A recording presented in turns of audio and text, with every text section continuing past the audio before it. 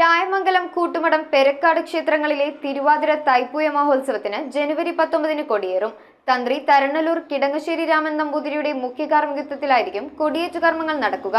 കൂട്ടുമടം ബാലസുബ്രഹ്മണ്യ സ്വാമി ക്ഷേത്രത്തിലും പെരക്കാട് മഹാദേവ ക്ഷേത്രത്തിലുമായി 8 ദിവസം നീണ്ടു നിൽക്കുന്ന തിരുവുത്സവ ആഘോഷങ്ങൾക്കാണ് തുടക്കം കുറിക്കുന്നത്. തന്ത്രി തരണലൂർ കിടങ്ങശ്ശേരി രാമൻ നമ്പൂതിരിയുടെ മുഖ്യ കാർമ്മികത്വത്തിലാണ് രായമംഗലം കൂട്ടുമടം പെരക്കാട് ക്ഷേത്രങ്ങളിലെ തിരുവാതിര തൈപ്പൂയ മഹോത്സവത്തിന്റെ കൊടിയേറ്റ് ചടങ്ങുകൾ നടത്തുന്നത്. കൂട്ടുമടം ബാലസുബ്രഹ്മണ്യ സ്വാമി ക്ഷേത്രത്തിലും പെരക്കാട് മഹാദേവ ക്ഷേത്രത്തിലുമായി 8 ദിവസം നീണ്ടു നിൽക്കുന്ന തിരുവുത്സവ ആഘോഷങ്ങൾക്കാണ് തുടക്കം കുറിക്കുന്നത്. ജനുവരി 20 മഹാദേവ ക്ഷേത്രത്തിൽ പ്രദേശത്തെ കുട്ടികളുടെ പഞ്ചാരിമേളം അരങ്ങേറ്റം നടക്കും. ജനുവരി 23 മഹാദേവ ക്ഷേത്രത്തിൽ വലിയ വിളക്ക് ആഘോഷം. 8 ദിവസം നീണ്ടു നിൽക്കുന്ന മഹോത്സവത്തിൽ നാദസ്വരം, പഞ്ചാരിമേളം, കാഴ്ചശ്രീ ബലി എഴുന്നള്ളിപ്പ് തുടങ്ങിയ ചടങ്ങുകൾ നടത്തും. ജനുവരി 26 കൂട്ടുമടം ബാലസുബ്രഹ്മണ്യ സ്വാമി ക്ഷേത്രത്തിലെ ചരിത്രപ്രധാനമായ തൈപ്പൂയ മഹോത്സവം. ജനുവരി 26 വിളക്കിനെഴുന്നള്ളിപ്പ്, വെള്ളിക്കുടത്തിൽ കാണിക്ക എന്നീ ചടങ്ങുകളോടെ തിരുവുത്സവത്തിന് സമാപനം കുറിക്കും. ഉത്സവ ആഘോഷങ്ങൾക്ക് എല്ലാവിധ ഒരുക്കങ്ങളും പൂർത്തിയായതായി ഭാരവാഹികളായ ശ്രീജിത്ത് പി നായർ, അശോക് കുമാർ, സോമസുന്ദരൻ നായർ എന്നിവർ അറിയിച്ചു.